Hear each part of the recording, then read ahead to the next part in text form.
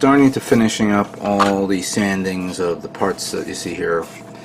Almost done. This one took forever to clean up because there's like a notch there that just does not want to say bye-bye.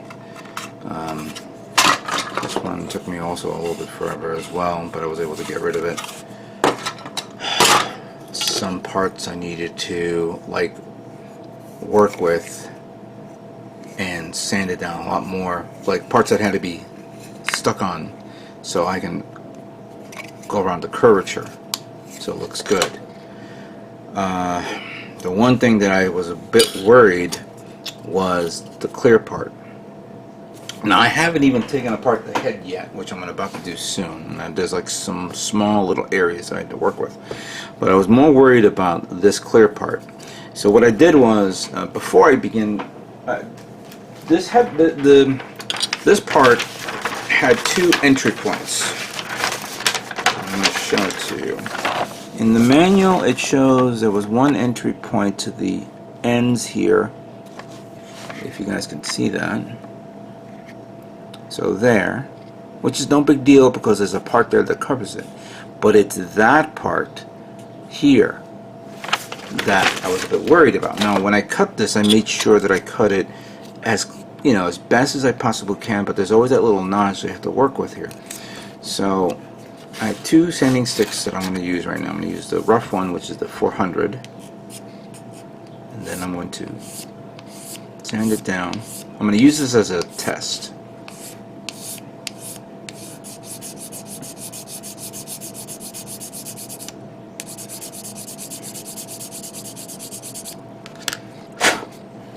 Just to smooth it out, no big deal. But then I'm going to use the 1000 and to work on it like this.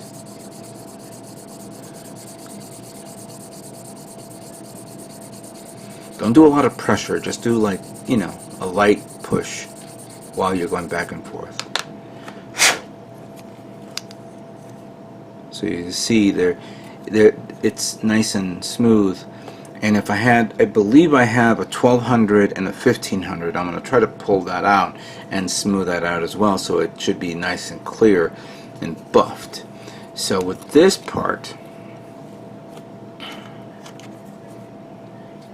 pull out the 400 again. I'm going to keep it in this angle because there's a smooth there.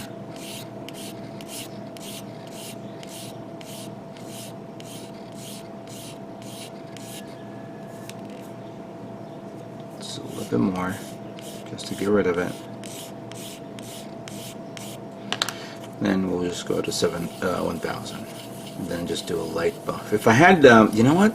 There's a product that I remember that looked like a red, what do you call it? Like a red electric toothbrush, but it had like sanding pads on it. I had one, and I don't know where it is, a long time ago, and I used it, but I think I ran out of the pads. That would be perfect for this. Alright, so as you can see, the nub is gone, and I'm going to give this a clear, you know, I'm going to well, okay, before I said this. So literally everything is almost done with the minus the head.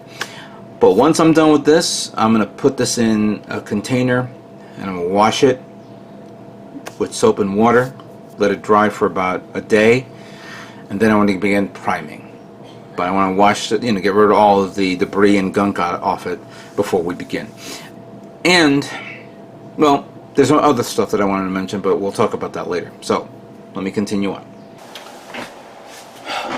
Alright, so I just finished priming a lot of these parts, and I'm going to have to reprime them again because something happened with this wave airbrush that decided to not work anymore for whatever reason. I'm having a really bad luck with airbrushes, and the wave, I've been using it as my go-to as a primer type airbrush, or something like a small amount of paint to use, not a large amount, so I can, you know, paint prime my kits and leave my good airbrushes for painting.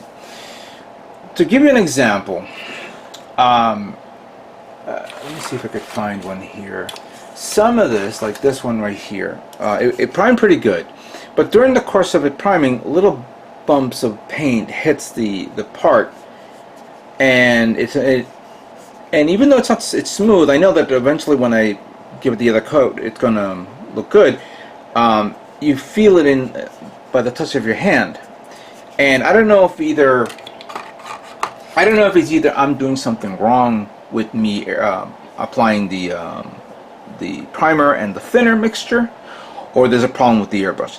Lately, I have a distinct feeling it has to be a problem with the airbrush, because by the time I was able to get at least some of these done, and this guy decided to conk out, I pulled out the old Neo, which I know never fails on me, and I was able to prime a lot of the other parts, and I have no problem with that now. But the ones that I do have problems with, I'm going to have to get my sanding paper, at least the 1000 and the 3000 grit sanding paper that I have, and begin sanding it down. I actually have this sanding sponge, which is good to smooth out things, but it's too bulky. I don't think I've had any issues here. This one actually came out really nice. The coverage came out well, because that's what I was using the Neo on, to make sure that I have good coverage. I am going to lightly pass this to remove whatever particles that are on it, so that way it feels okay. So yeah, I've been working on some of these to make sure that I don't have a mistake, and mistakes do happen, unfortunately. There's no way around that. So I was using this one, of course, for this, but for the other ones now, okay, the gray, the dark gray, the yellow, red, and silver has been painted the Mr. Finisher Surfacer 1500 gray. I was going to use the black version on the other things, but then I forgot that I still have this guy, and lately I've been having more success with this, because even though this is already pre-thinned, I have decided to apply a little bit of the extra leveling thinner to give me a little bit more help on that. And what I was doing right now, and I can't show it on camera because the position is different. I had a container, a plastic container, and as you can see, here's a picture of the plastic container. It was one of the containers that I purchased during my move, and I said to myself, I'm going to be using this sometime soon, and I am. I decided to take all the blue and black parts and fit it in here. Of course, fit it in here as a test fit, because now during that time I was priming all those colors, black primer and microfiller. I gave it a about 30% thinner, 70% this. Sometimes I went a little bit more, but it still worked.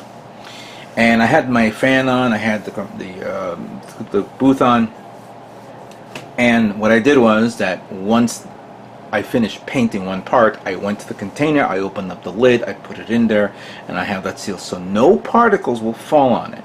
I'm going to do that while I'm painting the Candy Indigo, and I'll do that in a moment, but first I wanted to show off some of the parts that I did paint, and I did get like a reflectiveness, like here. I don't know if you guys can see that.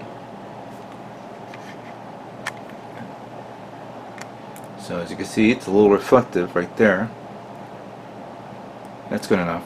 I'm going to, but of course I can't do Candy Indigo yet. I have to do chrome first. So I'm waiting for those black parts to dry. It's like, here's another one right here. This one I can pretty much, I'm okay with. But I need to go back to these guys, sand them down a little bit, especially this one. This one got messed up with blobs of paint just sticking all over the place. So I began to sand it down. I'm going to spray paint it again, make sure it's nice and even and accurate. Then I'll begin that. But first, okay, not first, excuse me. Let me finish that first. Then we'll move on to the painting part. Okay.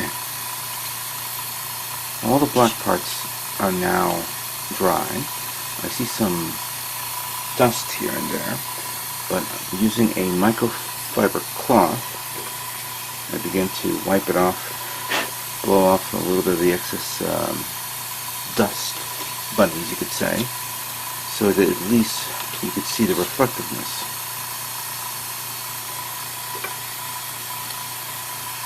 Now, I'm going to try the trick that I did years ago with my Master Grade Freedom Gundam, where I made it metallic. And to do that, I had to use chrome and apply certain layers, or do this in a way that you have to be particularly careful with what you do. First, I already put some here in the reservoir. I have the PSI set to 10, very low. But don't begin spraying like crazy. You have to control your spray. Around this range is fine. Let's try this.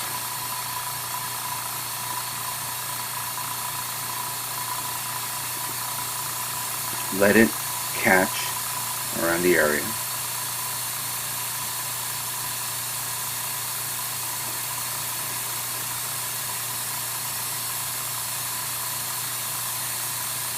Until it's nice and you have good coverage.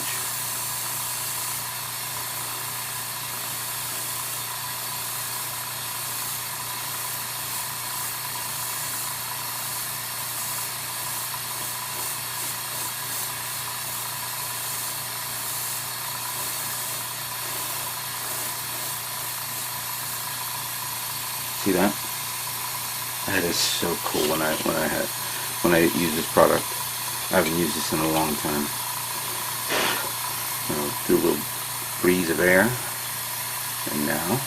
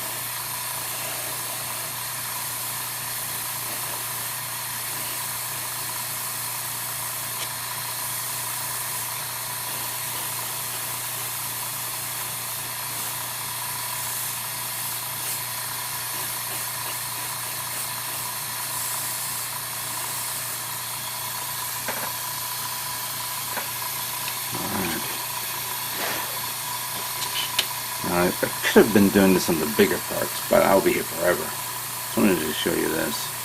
But now I want to make sure that I do this nice and calm, and hopefully I have enough so I can cover the parts that need it.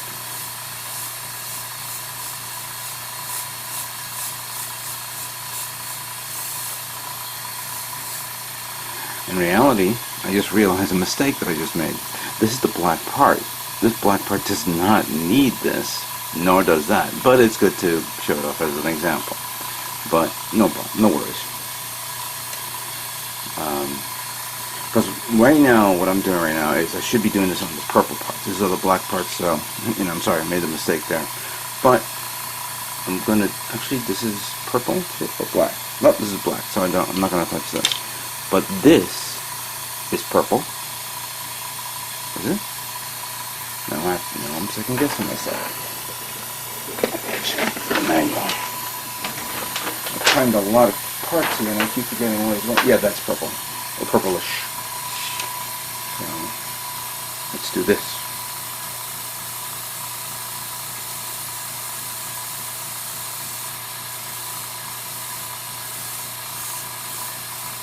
Now I could have gone a reflective look to it, because in the last time I did this, when I got the black reflectiveness on it, I also top coated it with clear coat, gloss. That gives it more of a shine. we're going to simulate that using the blue with the indigo blue to see how that comes out. See?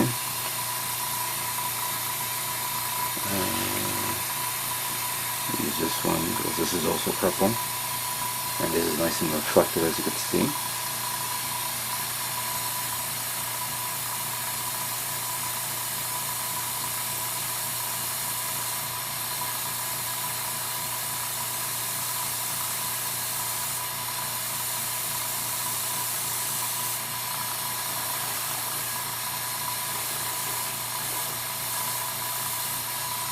There we go.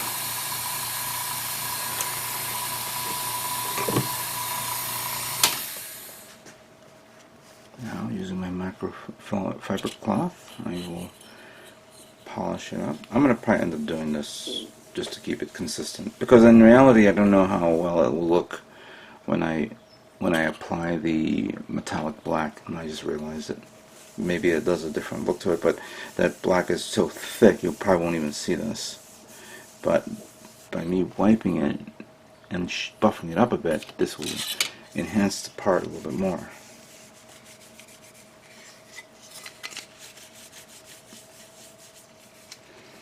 And then I will double check the part again by reviewing it each one, make sure they're all consistent.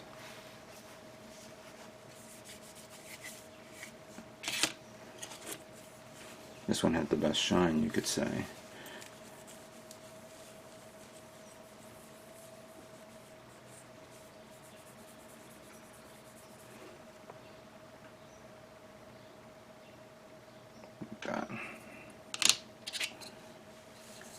This one didn't come up that much of a shine, though. It is metallic, yes. Whoops. But it's not brilliant, as you can see there. Maybe because of the black did not conform well. I actually had to respray paint this black again because I had to sand it down, and I tried to make it as reflective as possible. I guess I couldn't, but that's okay. Remember, the whole purpose is so that the next layer above the purple parts will be the indigo, which we will do soon. But I need to now paint all the the purple parts first. I'm gonna have to do the other one of this. I don't have to do this one because this is the back part of the kit. But the rest, that's purple. I will do it chrome. I should have enough. And then we're going to work on the indigo and see how that comes out. So stay tuned for that.